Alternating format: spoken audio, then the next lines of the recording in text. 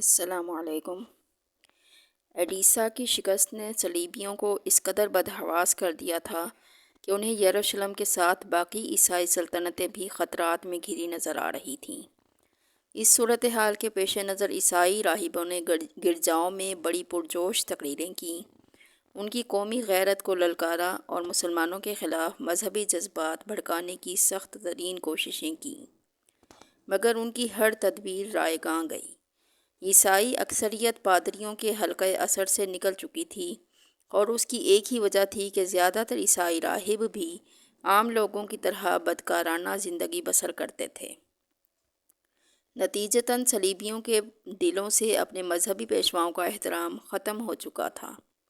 آخر عیسائی دانشمندوں کو ایک تدبیر سوجھی اور وہ اس غار میں پہنچے جہاں سینٹ برنارڈ اپنی عبادت میں مصروف تھا۔ آپ کون لوگ ہیں؟ تین اجنبیوں کو اپنے سامنے پا کر سینٹ برنارڈ حیران ہو رہا تھا۔ اے عظیم راہب، ہم صلیب کے بندے ہیں اور آپ کو عیسائی قوم کی حالت زار سنانے آئے ہیں۔ ایک عیسائی دانشمند نے ریاکاری کے ساتھ اپنے لہجے کو پرسوز بناتے ہوئے کہا۔ عیسائیت کے نام پر سینٹ برنارڈ چونک اٹھا اور اس کے چہرے سے پریشانی کا رنگ جھلکنے لگا۔ صاحبو، میں تو ایک طویل عرصے سے اس نیم تاریک غار میں پڑا ہوں۔ مجھے باہر کی دنیا کی کوئی خبر نہیں۔ آپ بتائیں کہ میری قوم پر کیا گزری ہے۔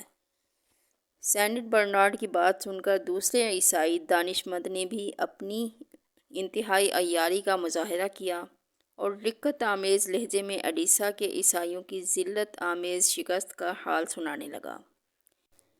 یہ المناک واقعہ سن کر سینٹ برنارڈ کا سرخ و سفید چہرہ اذیت و کرب کے غبار سے ہلکا سیاہی مائل نظر آنے لگا تھا۔ میں ایک ناتواں راہب اپنے قوم کے کس کام آ سکتا ہوں؟ سینٹ برنارڈ ایک جذباتی انسان تھا۔ صلیبیوں کی ہلاکت و بربادی کی خبر سن کر اس کی آنکھوں سے نمی جھلکنے لگی تھی۔ اب آپ ہی صلیب مقدس کو مسلمانوں کی یلغار سے محفوظ رکھ سکتے ہیں۔ تیسرے عیسائی دانشمند نے پرسوز لہجے میں کہا۔ وہ کس طرح؟ سینٹ برنارڈ نے حیران ہو کر پوچھا۔ عیسائیوں کے دلوں پر مسلمانوں کی ایسی ہیبت چھائی ہے کہ وہ کسی طرح بھی ایڈیسا کی شکست کا بدلہ لینے پر آمادہ نہیں ہوتے۔ پہلے عیسائی دانشمند نے سینٹ برنارڈ کو الفاظ کے جال میں پھنسانے کی کوشش کی۔ میں اپنے ہم قوموں کا یہ خوف کیسے دور کر سکتا ہوں؟ سینٹ برنارڈ کی حیرت میں مزید اضافہ ہو گیا تھا۔ اب آپ کے وعظ و تقریریں ہی صلیبیوں کے سرد دلوں میں انتقام کی آگ بھڑکا سکتے ہیں۔ دوسرے دانشمند نے اپنی چال چلتے ہوئے کہا۔ عیسائی دنیا میں مجھ سے بڑے عیسائی راہب موجود ہیں، پھر میری کون سنے گا؟ سینٹ برنارڈ نے چند لمحوں کے سکوت کے بعد کہا۔ عیسائیوں کے تمام مقدس پیشوا اپنا اعتبار کھو چکے ہیں، اس لیے ان کی کوئی نہیں سنتا۔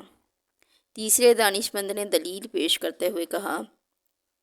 سینٹ برنارڈ کچھ دیر تک گہری سوچ میں ڈوبا رہا، پھر عیسائی دانشمندوں سے مخاطب ہو کر بولا۔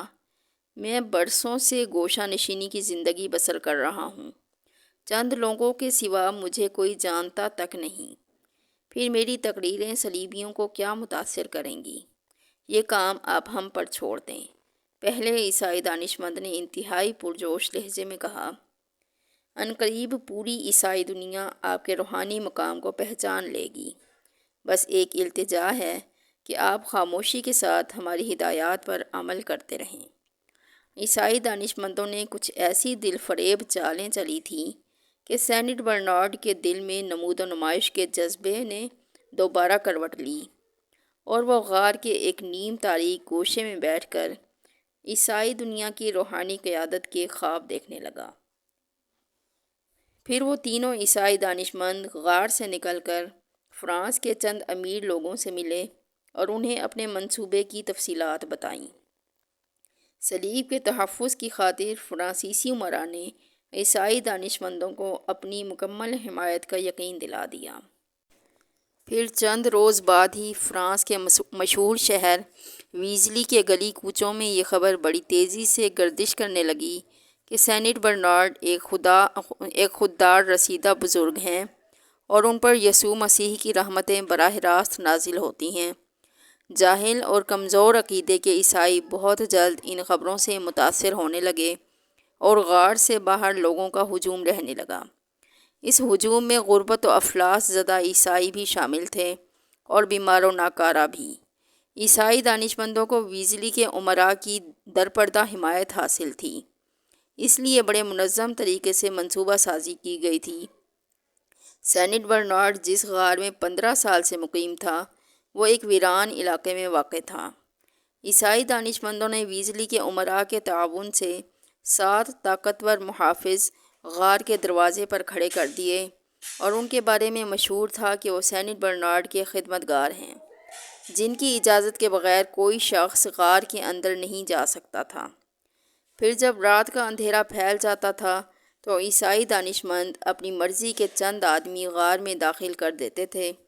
دوسرے دن جب سورج کے اجالے میں ضرورت مندوں کی بھیڑ جمع ہو جاتی تھی تو اچانک ایک شخص چیختا ہوا غار سے برآمد ہوتا، سینٹ برنارڈ نے مجھے آنکھیں بخش دیں، میں پیدائشی اندھا تھا۔ دوسرا شخص یہ نعرہ لگاتا ہوا نکلتا تھا، سینٹ برنارڈ نے مجھے طاقت رفتار عطا کر دی، میں برسوں سے اپاہج تھا۔ غرض مختصر سے وقت میں یہ بات مشہور ہو گئی کہ سینٹ برنارڈ ایک باکرامت ولی ہیں۔ ان کی روحانی طاقت سے اندھوں کی آنکھیں روشن ہو جاتی ہیں، بہرے سننے لگتے ہیں اور لولے لنگڑے دوڑنے لگتے ہیں۔ عیسائی دانشمندوں کا منصوبہ زبردست کامیابی سے ہمکنار ہو چکا تھا اور فرانس کے لوگوں نے سینٹ برنارڈ کی روحانی عظمت کو دل سے تسلیم کر لیا تھا۔ پھر سینٹ برنارڈ کی شہرت اس قدر عام ہوئی کہ ایک دن شہنشاہ فرانس لوئس ہفتم بھی اس کے دیدار کو حاضر ہوا۔ عیسائی دانشمند اسی موقع کے انتظار میں تھے۔ انہوں نے ایڈیسا کی شکست کے حوالے سے ایک مذہبی اجتماع کا خصوصی انتظام کیا، جس میں ہزاروں صلیبیوں کے علاوہ ویزلی کے تمام امراء اور خود شہنشاہ فرانس لوئیس ہفتم بھی شریک ہوئے۔ جب طویل و عریض میدان شرکاء سے بھر گیا تو وہ تینوں دانشمند سینٹ برنارڈ کو لے کر مسند تک پہنچے۔ اس وقت سینٹ برنارڈ سیاہ عبا پہنے ہوئے تھا اور اس کے ہاتھ میں صلیب تھی۔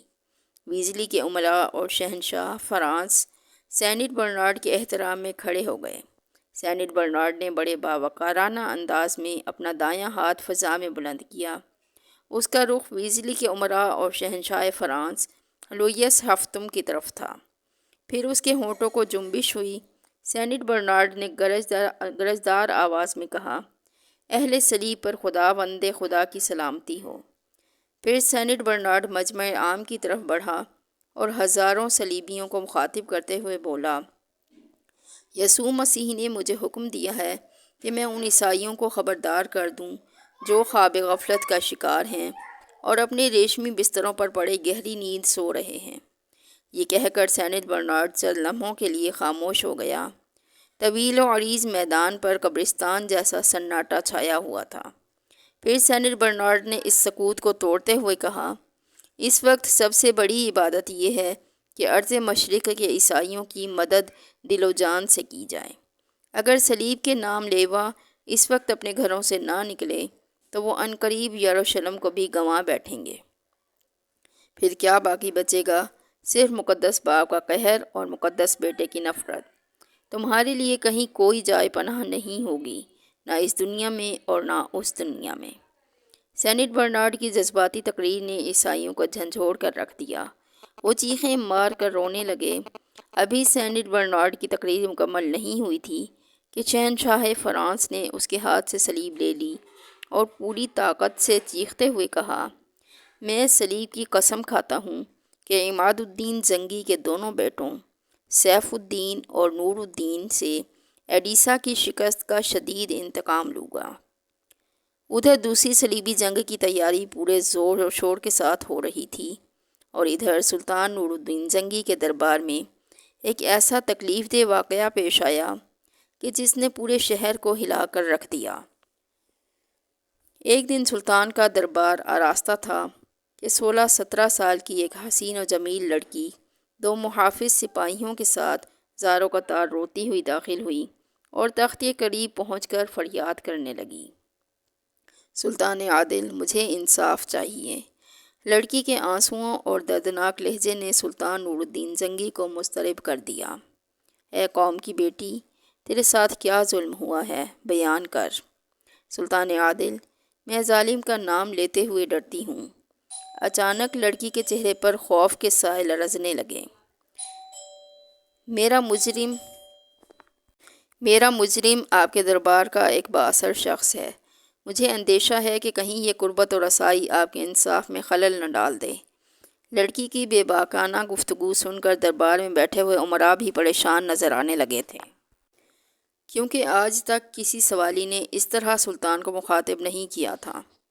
درباریوں کا خیال تھا کہ سلطان برہم ہو جائیں گے، لیکن سلطان نور الدین زنگی نے بے مثال ضبط و تحمل کا مظاہرہ کرتے ہوئے لڑکی سے کہا، میرے سردار خلیفہ حضرت ابوبکر صدیق رضی اللہ تعالیٰ عنہ فرمایا کرتے تھے کہ تمہارا کمزور شخص میرے نزدیک قوی ہے جب تک میں اسے اس کا حق نہ دلا دوں، اور تمہارا قوی آدمی میرے نزدیک کمزور ہے جب تک اس کے ذمے جو حق ہے وہ اس سے نہ لے لوں۔ میں بھی خلیفہ کے اسی قول مبارک پر عمل پیرا ہونے کی کوشش کرتا ہوں۔ اگر اللہ نے مجھے توفیق بخشی تو میں تمہارا حق دلا کر رہوں گا، چاہے وہ دعویٰ میرے کسی قریب ترین عزیز کے خلاف ہی کیوں نہ ہو۔ جب لڑکی کو پوری طرح اطمینان ہو گیا تو وہ درباری امراء کی قطار کی طرف بڑھی۔ تھوڑی دیر کے لیے ہر امیر کو اپنے دل کی دھڑکنیں رکتی ہوئی محسوس ہونے لگیں۔ لڑکی چند قدم آگے بڑھ کر سلطان کے سپہ سالار نجم الدین ایوب کے سامنے ٹھہر گئی۔ پورے دربار پر سناٹا چھا گیا اور نجم الدین ایوب کی حالت غیر ہونے لگی۔ اسے سکتہ ہو گیا تھا۔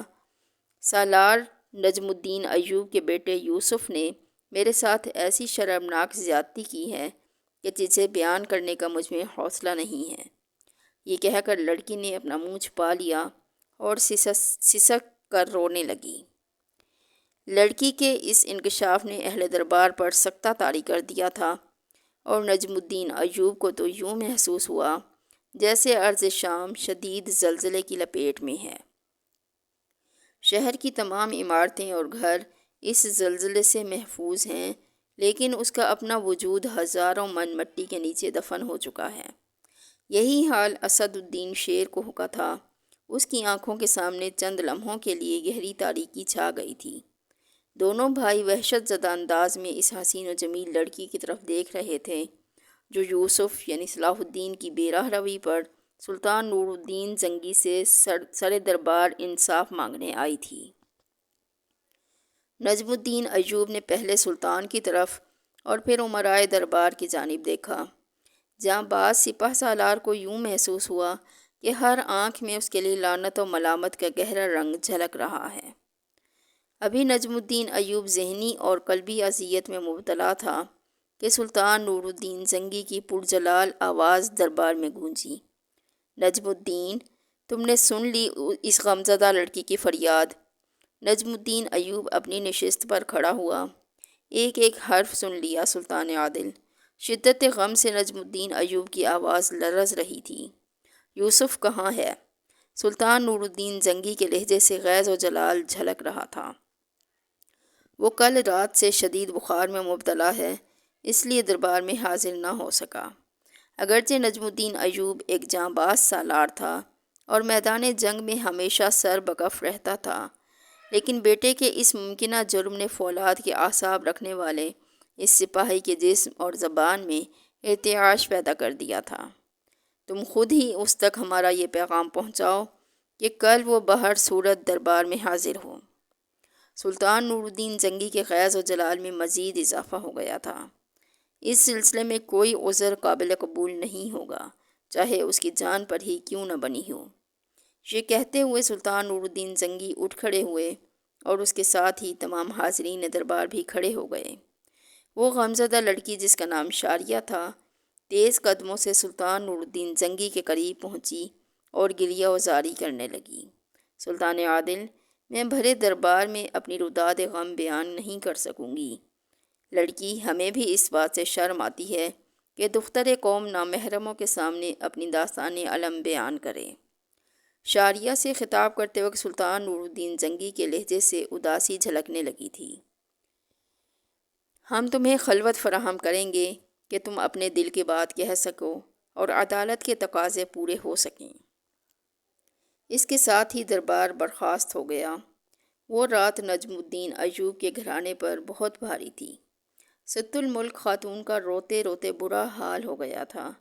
نجم الدین ایوب اور اسد الدین شیر کوہ بخار میں مبتلا یوسف پر برس رہے تھے۔ ہم نے اپنی عزت و آبرو اور جاہ و حشمت کی جس عمارت کو برسوں کی انتھک محنت کے بعد تعمیر کیا تھا، تو نے اسے ایک لمحے میں ڈھا دیا۔ بخار کی شدت سے یوسف کا چہرہ تپ رہا تھا، پھر بھی اس نے قوت ارادی کو بروئے کار لا کر سنبھلنے کی کوشش کی اور ادب کے اس روایتی لہجے میں باپ کو مخاطب کرتے ہوئے کہا، بابا محترم، میں بے قصور ہوں۔ میں نے ہر قدم پر اس بات کا خیال رکھا ہے کہ میری کسی لغزش سے باپ دادا کی عزت و توقیر میں کوئی کمی نہ آنے پائے۔ پھر اس لڑکی نے اپنی شرم و حیا کو بالائے طاق رکھ کر تجھ پر یہ الزام تراشی کیوں کی ہے؟ نجم الدین ایوب کے لہجے سے شدید غصہ جھلک رہا تھا۔ میں نہیں جانتا کہ اس عورت کو مجھ سے یہ شکایت کیوں پیدا ہوئی۔ صلاح الدین نے نہایت معصومانہ لہجے میں کہا، اگر تجھ پر یہ جرم ثابت ہو گیا تو پھر ہمارے عہد و منصب کا کیا ہوگا؟ ہمیں بھی ذلت و ندامت کے ساتھ معزول کیا جا سکتا ہے۔ اسد الدین شیر کوہ کا لہجہ سخت غضبناک تھا۔ اگرچہ وہ اپنے اس بھتیجے سے بے پناہ محبت کرتا تھا، لیکن اس سنگین صورتحال میں وہ بھی ہراساں نظر آ رہا تھا۔ صلاح الدین نے اپنی فطرت کے مطابق انتہائی ضبط و تحمل کا مظاہرہ کرتے ہوئے کہا، عم محترم، ایک شخص کے گناہ کا بوجھ دوسرے کے کاندھے پر ہرگز نہیں ہوگا۔ صلاح الدین نے قرآن کریم کی ایک آیت مقدسہ کا حوالہ پیش کیا، اگر میرا گناہ ہے تو اس کا بوجھ بھی میں خود ہی اٹھاؤں گا۔ نجم الدین اور اسد الدین شیر کوہ کو عجیب اذیت و کشمکش میں مبتلا تھے۔ جب وہ صلاح الدین کی استقامت دیکھتے تو انہیں یقین سا ہونے لگتا کہ ان کا بیٹا بے گناہ ہے، مگر جب انہیں اس غمزدہ لڑکی کی گریہ وزاری اور بے قراری یاد آتی تو صلاح الدین گنہگار نظر آنے لگتا۔ بڑے سنگین و اذیت ناک لمحات تھے جن سے شامی افواج کا سپہ سالار اور اس کے اہل خانہ بری طرح متاثر تھے۔ دوسری طرف سلطان نور الدین زنگی نے اپنے محل کے ایک مخصوص کمرے میں قاضی ابن ارسون اور اس لڑکی شاریہ کو طلب کر لیا تھا جو صلاح الدین کے خلاف مدعی تھی۔ لڑکی، اس وقت تم دربار شام میں نہیں، ایک ایسے خفیہ کمرے میں ہو جہاں میرے اور قاضی کے سوا تیسرا کوئی موجود نہیں ہے۔ سلطان نور الدین زنگی نے نہایت نرم لہجے میں شاریہ کو مخاطب کرتے ہوئے کہا، اب تم بے جھجک ہو کر اپنی روداد غم پوری تفصیل کے ساتھ بیان کر سکتی ہو۔ شاریہ نے انتہائی دقت آمیز لہجے میں کہنا شروع کیا، سلطان عادل، مجھے یوسف کی شاہ سواری بہت پسند تھی۔ میں نے اسے کئی بار آپ کے ساتھ چوگان کھیلتے دیکھا، پھر رفتہ رفتہ میری پسندیدگی بڑھتی چلی گئی۔ یہ کہتے کہتے شاریہ کے چہرے پر شرم و حیا کا ہلکا سا رنگ ابھر آیا اور اس نے سر جھکا لیا۔ آخر میں ایک دن یوسف کی محبت میں گرفتار ہو گئی اور اس کے سامنے اپنی محبت کا اظہار بھی کر دیا۔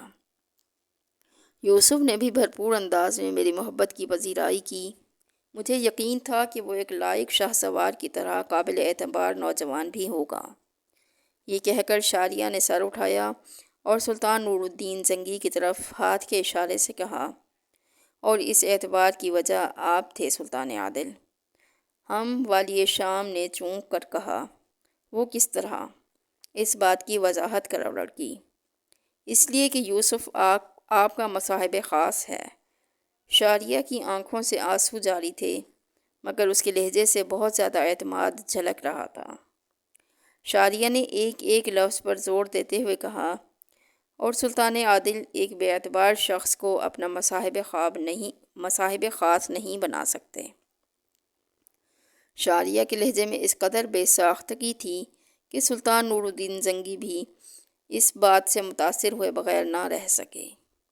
لڑکی، اس حسن زن کے لیے ہم تیرے شکر گزار ہیں۔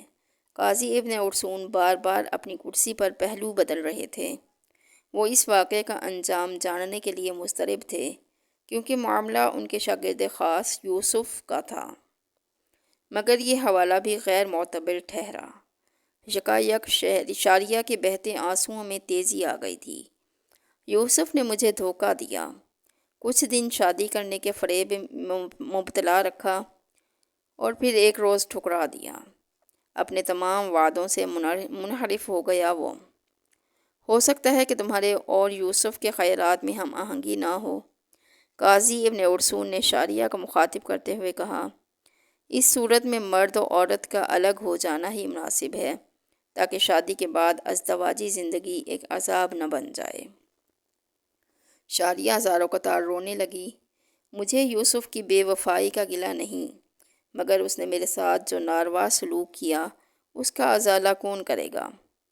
اس نے میری شدید محبت اور سادگی سے یہاں تک فائدہ اٹھایا کہ مجھے گناہ گار بنا ڈالا اور میرے چہرے پر کبھی نہ مٹنے والی سیاہی مل دی۔ سلطان نور الدین زنگی نے اس انکشاف پر کسی خاص رد عمل کا اظہار نہیں کیا، کیونکہ وہ پہلے ہی لڑکی کی روداد غم حاضرین دربار کے سامنے سن چکے تھے۔ مگر قاضی ابن ارسطو کے لیے یہ بات ناقابل یقین تھی، اس لیے وہ جوش اضطراب میں اٹھ کھڑے ہو گئے اور شاریہ کو مخاطب کر کے کہنے لگے، یوسف ایسا نہیں کر سکتا، میں اسے خوب جانتا ہوں۔ وہ ایک صاحب کردار نوجوان ہے، انتہائی پاک باز اور سنجیدہ۔ میں اس سے کسی ایسے شرمناک فعل کی توقع نہیں رکھتا۔ قاضی ابن ارسطو کا بیان سن کر سلطان نور الدین زنگی نے مداخلت کی، قاضی صاحب، آپ کا طرز گفتگو انصاف کے تقاضوں کی نفی کر رہا ہے۔ آپ اس وقت اپنے جذبات کی گرفت میں ہیں، اس لیے کہ یوسف آپ کا شاگرد خاص ہے۔ سلطان عادل، میں اپنے اس اضطراری عمل پر نادم ہوں۔ بے شک میں یوسف کے معاملے میں بہت زیادہ جذباتی ہو گیا تھا۔ یہ کہہ کر قاضی ابن ارسطو دوبارہ اپنی نشست پر بیٹھ گئے۔ پھر شاریہ سے مخاطب ہو کر بولے، لڑکی، کیا تمہارے والدین اس المناک واقعے سے باخبر ہیں؟ بدقسمتی سے میرے ماں باپ اس دنیا میں موجود نہیں ہیں۔ شاریہ نے انتہائی رقت آمیز لہجے میں کہا، میرا کوئی ولی وارث نہیں، بہت دور کے ایک عزیز کے پاس رہتی ہوں۔ کیا تم اس سلسلے میں کوئی گواہ پیش کر سکتی ہو؟ قاضی ابن ارسطو نے شاریہ سے سوال کیا۔